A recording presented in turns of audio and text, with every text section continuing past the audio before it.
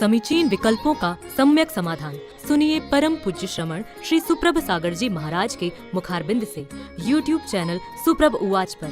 शुभाशीष परम पूज्य श्रमणाचार्य 108 श्री विशुद्ध सागर जी महाराज। सानिध्य श्रमण सुप्रभ सागर जी महाराज, श्रमण प्रणत सागर जी महाराज। पुण्यार्जक राजीव जैन, रूपल जैन, आर्जव, आर्या, आरू जैन एवं समस्त सौरया परिवार, मडावरा, उत्तर प्रदेश।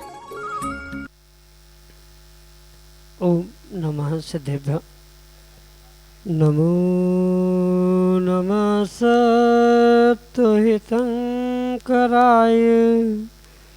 वीराय भव्याम्बुजभास्कराय अनंतलोकाय सुराचिताय देवादिदेवाय नमो जिनाय देवादिदेवाय नमो जिनाय। पंच परमेष्टि भगवान की परम पूज्य आचार्य भगवंत गुरुवर विशुद्ध सागर जी महाराज की, परम पूज्य मुनि श्री सुप्रभ सागर जी महाराज की, 3 कम 9 करोड़ मुनिराजों की,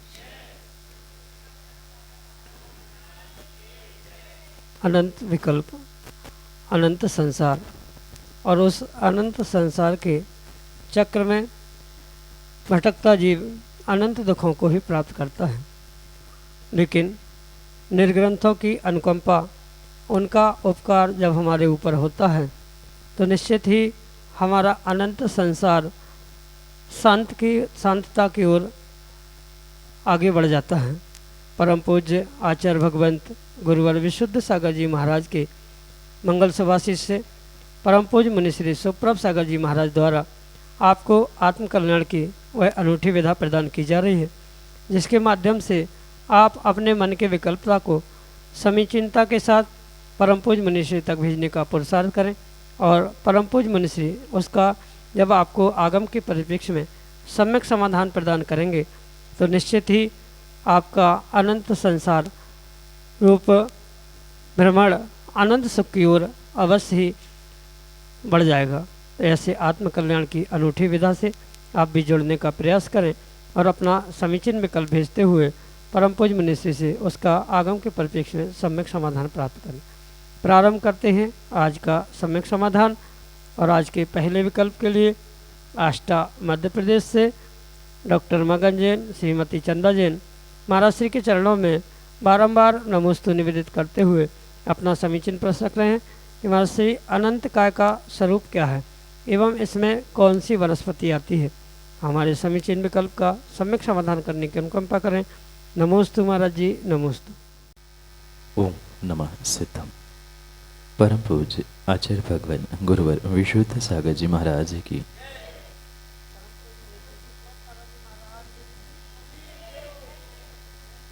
अनंत काय का अर्थ, जो एक शरीर में अनेक जीव स्वामी बनकर रहते हैं, इसे आचार्य भगवंतों ने अनंत काय या सामान्य परिपेक्ष में निगोध के रूप में स्वीकार कर। और शब्द स्पष्ट कह रहा है अनंत और काय, काय यानी शरीर। अनंत जीवों का जब एक शरीर प्राप्त होने रूप जो कर्मोदय होता है, ऐसे उस कर्मोदय से जो जीव वहाँ उत्पन्न होते हैं वह अनंत काय जीव कहा जाते हैं। और इसको समझने के लिए जो वनस्पति काय के 2 भेद आचार्य भगवंतों ने किए हैं, प्रत्येक वनस्पति और साधारण वनस्पति, उसमें से साधारण वनस्पति तो अनंत काय है ही, पर उसके अलावा भी जो प्रारंभिक अवस्था में मतलब सप्रतिष्ठित प्रत्येक है, ये दोनों भी पूर्ण रूप से अनंत काय रूप स्वीकार किए जाते। जैसे अगर दृष्टांत के रूप में हम समझे, आलू है या प्याज है जो सामान्य रूप से गड़ंत कहा जाता है, उस गड़ंत के निमित्त से ये तो साधारण वनस्पति है, उस एक शरीर को यानी आलू को एक शरीर अगर माना तो उस एक शरीर में अनंत जीव एक साथ जन्म लेते हैं, एक साथ मरण करते हैं। उनका शरीर भी एक होता है, श्वासोश्वास, भोजन सब कुछ एक साथ ही होता है। एक ने जन्म लिया, सब जन्मते हैं, एक मरता है, सब मरते हैं। ये जो व्यवस्था है ये अनंत काय के स्वरूप के रूप में समझना होगा। जैसे आलू के दृष्टांत से मैं समझाना चाहता था कि आलू में जो असंख्यात नहीं अनंत जीव है, तो इस अनंत जीव का एक शरीर है, एक आलू एक शरीर माना, तो उस अनंत जीव वहाँ रहने के कारण से उसे अनंत काय कहा जाता है। ये तो साधारण वनस्पति का स्वरूप हुआ। साधारण का अर्थ है जिनका श्वासोश्वास, जन्म मरण, शरीर सभी का कॉमन है, उसे साधारण वनस्पति कहा। जैसे आलू, प्याज, गड़ंत ये सब कुछ साधारण वनस्पति के अंतर्गत अनंत काय आते। उसके अलावा जो प्रत्येक वनस्पति का और एक भेद है, सप्रतिष्ठित प्रत्येक, यानी वहाँ तो शरीर का एक ही जीव है स्वामी रूप, पर वहाँ अन्य जीव जो आश्रय से रहते हैं, उन आश्रय से रहने वाले जीवों के कारण से भी उसे कुछ काल तक अनंत काय रूप स्वीकार किया जाता है। जैसे बहुत मुलायम लौकी है, बहुत मुलायम गिलकी है, भिंडी है, इन जब ये छोटी अवस्थाएं में रहती है, मतलब मुलायम कोमल अवस्थाएं में रहती है, इसे इस अवस्था में अनंत काय रूप या सप्रतिष्ठित प्रत्येक के रूप में स्वीकार किया जाता है। सीधी सी परिभाषा इतनी ध्यान रखनी होगी कि एक जीव के हिंसा से जहाँ अनंत जीवों की हिंसा होती है, साधारण रूप से सबका श्वासोश्वास, भोजन, शरीर एक होता है, वे साधारण, और प्रतिष्ठित यानी दूसरे पर विराजमान, दूसरे वनस्पति पर रहने वाले वे सप्रतिष्ठित प्रत्येक, इनको पूर्ण रूप से अनंत काय रूप स्वीकार किया जाता है। अगर इसको विस्तार से हम समझें कि उसमें कितने जीव होते हैं, तो वह एक जो निगोदिया का शरीर है, यानी माना कि आलू को एक निगोदिया का शरीर, एक अनंत काय रूप शरीर स्वीकार किया, तो उसमें असंख्यात स्कंध होते हैं। एक स्कंध में असंख्यात अंडर होते हैं, एक अंडर में असंख्यात आवास होते हैं, एक आवास में असंख्यात पुलवी होते हैं, और एक पुलवी में असंख्यात निगोदिया जीव होते हैं। तो आप विचार करना कि एक आलू रूपी जो निगोद का शरीर अनंत काय है, वो कितने जीव उस अनंत काय के शरीर में या आलू के उसमें हो सकते हैं। आचार्यों ने स्पष्ट कहा है कि अगर आलू प्याज को सुई चुभाई जाए और उसके नोक पर इतने छोटे और इतने सारे जीव है कि अगर वे जीव कबूतर का या कौवे का आकार धारण कर ले तो ये 2.5 द्वीप कम पड़ जाएगा। इतना बड़ा, इतनी संख्या में वो जीव होते हैं। जैसे मैंने अभी कहा कि निगोद के एक शरीर में, मतलब माना कि पूरा एक शरीर माना, तो उसमें असंख्यात अंडर, आवास, पुलवी और स्कंध आदि की व्यवस्था, मतलब असंख्यात गुना असंख्यात असंख्यात असंख्यात कहते हुए ऐसे अनंत जीव उस निगोदिया के शरीर में निगोदिया जीव रूप रहते हैं, और इसी कारण से उसे अनंत काय कहा जाता है। यही आपके लिए सम्यक समझ। श्रीमती शशि कासलीवाल, उज्जैन, मध्य प्रदेश से महाराज श्री के चरणों में बारंबार नमोस्तु निवेदित करते हुए अपना समीचीन प्रश्न रख रहे हैं कि महाराज श्री, एक सम्यक समाधान के माध्यम से आपने बताया था कि 2.5 द्वीप में 3.9 करोड़ मुनिराजों की संख्या शाश्वत है, जबकि शिखर जी से अरबों मुनिराज मोक्ष गए हैं। तो ऐसे ये कैसे संभव है? हमारे समीचीन विकल्प का सम्यक समाधान करने की हम कृपा करें।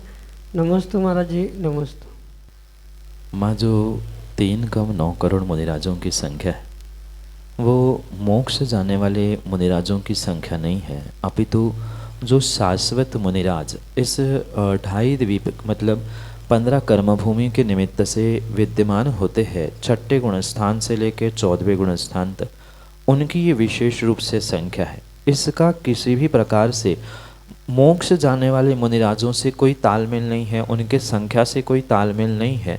जब 14वें गुणस्थान से पार करते हैं यानी संसारातीत होते हैं, तभी मुक्ति को प्राप्त करते हैं। और जो सम्मेद शिखर में अरबों खरबों की संख्या निर्वाण की, मोक्ष की प्राप्त होती है, वहाँ उन्होंने निर्वाण प्राप्त किया है, वो निर्वाण स्थली है।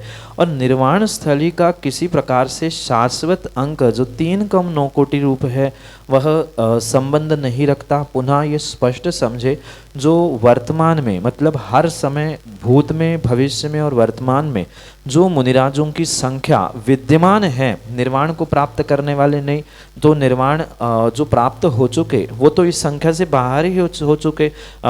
जैसे ही 14वें गुणस्थान से आगे पहुंचते हैं वे निर्वाण को प्राप्त करते हैं। और आज तक जितने निर्वाण को प्राप्त हुए हैं उनकी कुल संख्या वहां पर है, उसका 3 कम 9 करोड़ से कोई लेना देना नहीं। पुनः समझे, 3 कम 9 करोड़ शाश्वत मुनिराज, मतलब जो मुनिराज वर्तमान में 6वें गुणस्थान से 14वें गुणस्थान में भूत भविष्य वर्तमान तीनों काल में रहते हैं, रहते थे, रहेंगे, ऐसी जो व्यवस्था है उनकी संख्या 3 कम 9 करोड़ है। उनका निर्वाण से कोई संबंध नहीं। निर्वाण होने पर वह मुनिराज नहीं अपितु सिद्ध भगवान कहलाते हैं। इसलिए भले ही सम्मेद शिखर से अरबों खरबों मुनिराज निर्वाण को प्राप्त हुए हैं, पर उनका अरबों खरबों का संख्यामान इस संख्यामान से नहीं जोड़ा जा सकता, उसकी तारतम्यता इसके साथ नहीं हो सकती। यही आपके लिए सम्यक समझ। श्रीमती राज जैन, लखनऊ उत्तर प्रदेश से अगले समय चिन्ह विकल्प करें। राश्री नमोस्तु नमोस्तु। मेरा प्रश्न ये था कि जब हम मंदिर में भगवान जी के सामने बैठ के जाप करते हैं, ध्यान या जाप दोनों करते हैं, तो आंखें खोल के करना चाहिए कि बंद करके? नमोस्तु महाराज श्री। माँ, जाप और ध्यान में बहुत अंतर है। सामान्य रूप से जाप करते समय आप आंखें खोलकर भी जाप कर सकते हैं, और विशेष करके अगर हम भगवान के सामने बैठे हैं तो व्यक्ति को भगवान की प्रतिमा को, उनकी वीतरागता को देखते हुए ही जाप करने की आवश्यकता है। क्योंकि फिर भगवान के सामने या भगवान के पास बैठने का औचित्य क्या आंख बंद ही करनी है? तो हम कहीं भी बैठकर भगवान को स्मरण करते हुए जाप कर सकते हैं। इसलिए अगर जाप करना है और भगवान के सामने है तो उत्कृष्ट विधि तो यही है कि आंख खोलकर करे। पर आंख खोलने का मतलब ये नहीं है कि कौन आ रहा है कौन जा रहा है उन पे दृष्टि चली जाए। इसलिए जो नासाग्र दृष्टि कही है वह दृष्टि जैसे भगवान की प्रतिमाओं में देखते हैं कि अर्धोन्मिलित आंखें आधी झुकी होती है, दिख तो रहा है पर सब कुछ नहीं दिखता, कुछ देख रहे हैं, उससे प्रमाद या नींद भी नहीं सताती। इसलिए ध्यान के लिए तो ये विशेष मुद्रा कार्यकारी है ही, मतलब आधी आंखें बंद करना, आधी आंखें खुली रखना। पूर्ण आंखें बंद करने से हो सकता है नींद आ जाए, या पूर्ण खुली रखने से हो सकता है हमारा ध्यान इधर उधर बट जाए।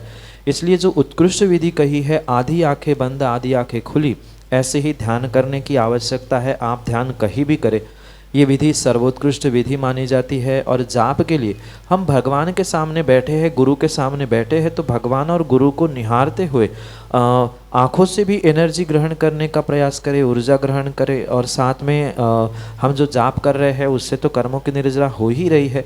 इसलिए अगर परमात्मा गुरु के सामने बैठे हैं तो आँख खोलकर उनको देखकर ही जाप करें। ध्यान करते समय आधी आंखें बंद आधी आंखें खुली, ऐसे अर्धोन्मिलित आँखों से ही ध्यान करना चाहिए। उससे प्रमाद नहीं सताता और दूसरा व्यवधान भी नहीं आता। यही आपके लिए सम्यक सवाल। अंशुल जैन, डालीगंज, लखनऊ उत्तर प्रदेश से अगले समय चिन्ह विकल्प करें। महाराज जी, से मंदिर में आजकल हम लोग देख रहे हैं धूप खेते हैं हम लोग, तो मंदिर के अंदर ना रख के उसको मंदिर के बाहर रखते हैं, तो क्या इस तरीके से धूप खेना उचित है और इसका क्या महत्व है? नमोस्तु महाराज जी। आजकल कहाँ क्या हो रहा है, कौन क्या कर रहा है, ये भिन्न विषय है। और जो श्रावकोचित क्रिया आचार्यों ने कही है वह भिन्न है। क्योंकि वर्तमान में बहुत सारी सामाजिक क्षेत्रीय व्यवस्थाओं को और मैं तो कहता हूँ बहुत सारी ऐसी व्यवस्थाएं बनी हैं जिसका कोई संबंध आगम से नहीं है, उसका तर्कों से भी कोई हाथ पांव समझ में नहीं आता, पर फिर भी क्रिया करनी है। और करनी है तो जैसी कही है वैसी करे कि पूरी क्रिया छोड़ दे। ये बीच में जो बहुत सारी ऐसी व्यवस्था है जो ना घर के बच्चे ना घाट के बच्चे, ऐसी जो व्यवस्थाएं बनी हैं ये किसी प्रकार से आगम के परिप्रेक्ष्य में उचित नहीं। जब धूप खेनी ही है तो दरवाजे के बाहर धूप हम किसके लिए खे रहे हैं? जब अष्टद्रव्य में हम धूप चढ़ाने के लिए वहाँ चढ़ा ही रहे हैं तो वहाँ चढ़ाना क्या, और फिर मैं ये बात समझा भी नहीं कि वहाँ पूजा करते समय वहाँ चढ़ाने की बगैर बाहर आके चढ़ा जाता है और वहाँ चढ़ाई जा रहा है तो बाहर रखने का क्या औचित्य है। बहुत सारे तर्क वितर्क हो सकते हैं। धुआं होना और काला पड़ना, काला और धुआं होना है तो बाहर नहीं होगा क्या, दरवाजे पे रखा है तो दरवाज़ा भी काला पड़ जाएगा। तो ये कोई बातें तर्कपूर्ण समझ में नहीं आती। कहीं ना कहीं इसका आधार समझने की आवश्यकता है। ये क्रियाएं प्रारंभ हुई क्यों है।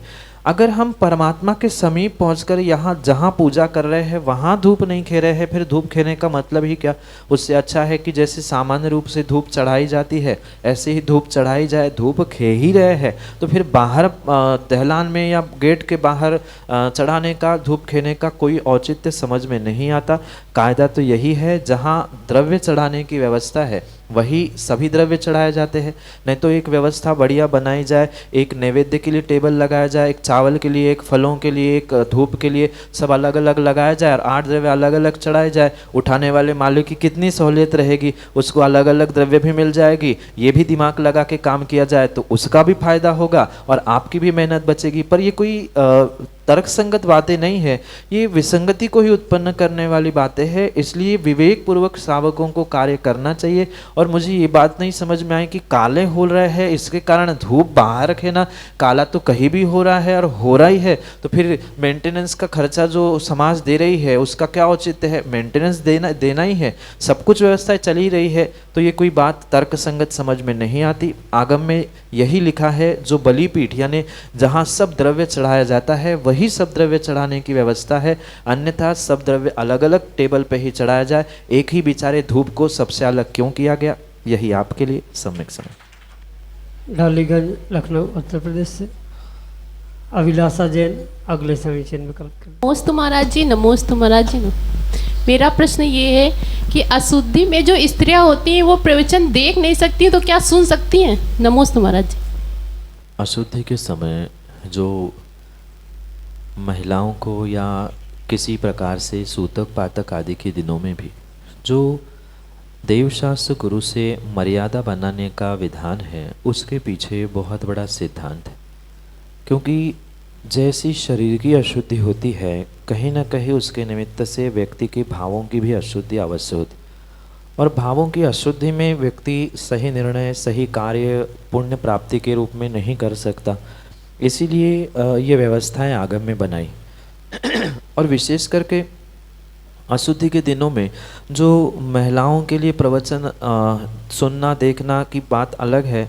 जो आज बहुत सारी विडंबनाएं देखने के लिए आ रही है, पूर्ण रूप से आचार्य भगवंतों ने यही कहा है कि उतने दिन यानी 4-5 दिन कम से कम एक स्थान पर एकांतवास ही उन्हें प्राप्त करना चाहिए। किसी भी प्रकार से कमरे से बाहर आना, जब उनको घर के परिवार के अन्य पुरुषों को भी देखने के लिए निषेध कहा गया है, उनसे चर्चा करने के लिए इन दिनों में निषेध कहा है।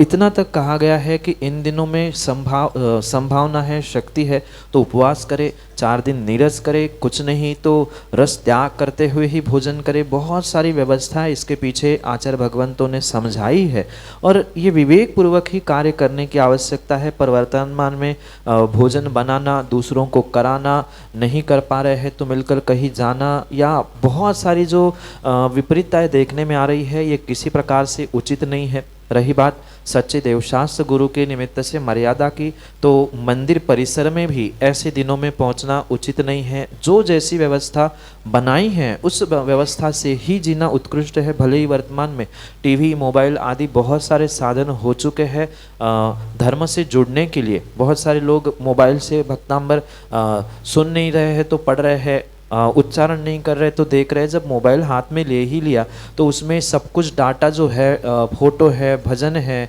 स्तोत्र पाठ आदि है, तो कहीं ना कहीं आपने डायरेक्ट उसे नहीं छुआ पर इनडायरेक्टली तो छू ही रहा है। अंदर ग्रंथ के अंदर क्या लिखा उसे स्पर्श नहीं किया पर टेबल को स्पर्श कर सकते हैं क्या?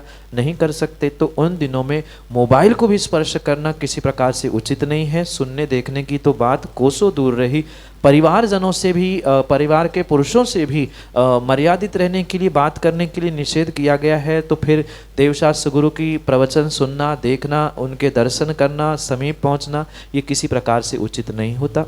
यही आपके लिए सम्यक समय। ब्रजेश जैन वंटी आसियाना लखनऊ उत्तर प्रदेश से अगले समीचीन विकल्प करना। नमोस्तु महाराज श्री। महाराज श्री, मेरा आज के वर्तमान समय को लेके प्रश्न है कि आजकल बहुत सुनने में आता है और स्वयं अपने समाज में, जैन समाज में देखने में आता है कि जल्दी जल्दी शादियां होती हैं और बहुत कम समय में ही उनमें विवाद होता है और कोर्ट कचहरी होता है, जो कि हमारे जैन संस्कारों में बिल्कुल भी नहीं है और बहुत ज़्यादा ही अब धीरे धीरे वर्तमान में स्थिति बिगड़ रही है। तो इस पे गुरुवर प्रकाश डाल। नमस्ते। कुछ दिन पहले भी मैंने ये बात समझाने का प्रयास किया था कि आज की स्थिति, आज की परिस्थिति एक कुछ ऐसी बनी है कि लव एट फर्स्ट साइट और डिवोर्स एट फर्स्ट फाइट, यानी पहली नज़र में प्यार होना और पहली लड़ाई में तलाक होना, ये जो व्यवस्था वर्तमान की बन रही है, ये मात्र कुछ जो समय है या कुछ मर्यादा है, उन समय का और मर्यादा का उल्लंघन करने के कारण से ही देखने में। पहले पुराने ज़माने में कोई विवाह संबंध होता था तो माता पिता तय करते थे कि कौन है, कैसा है, परिवार क्या है, चरित्र चारित्र क्या है, और फिर संबंध होता था और जो संबंध माता पिता ने किया है उसे निभाना ये दोनों पति पत्नी मतलब बहू बेटा उन सबका कर्तव्य था। पर आज जो शादी के बाद होने वाले बहुत सारे कार्य है, परिचय होना, बातें होना, घूमना, आजकल के प्री वेडिंग सेशंस आदि आदि जो कुछ भी है, ये जो बाद में शादी के बाद जो आनंद लेने की व्यवस्था थी, ये सब कुछ पहले ही हो चुका है। और स्वाभाविक सी बात है, जो पहले ही समय से मिल जाता है तो फिर लंबे समय तक उस समय को, उस संबंधों को निभाने का कहीं से कहीं तक औचित्य ही नहीं बचता। शादी के बाद कुछ महीने, कुछ दिनों बाद परस्पर में वार्ता होती थी, कभी वे मिलते थे, कभी बैठ के बात करते थे, कभी जाते थे। आज शादी के पहले ही ये सब कुछ व्यवस्था हो गई, तय नहीं हुआ। और आजकल तो ये सुनने में भी आता है कि तय होने से पहले वे एकांत में बातें कर लेते हैं। अब बात के लिए बचा ही नहीं है, फिर संबंध कहाँ से टिकेंगे। जो प्रेम और परस्पर में एक अटैचमेंट पहले ही पूर्ण हो जाती, क्योंकि सबकी एक ड्यूरेशन होती है, काल होता है, और शुरू होगा तो कहीं ना कहीं ख़त्म भी होगा। जो शादी के बाद शुरू होकर कुछ लंबे समय तक यानी प्रौढ़ होने तक वो काल चलता था, और उसके कारण से प्रौढ़ के बाद हम किसको क्या छोड़े, दोनों को जिम्मेदारी का एहसास हो जाता था, इसलिए छोड़ नहीं पाते थे।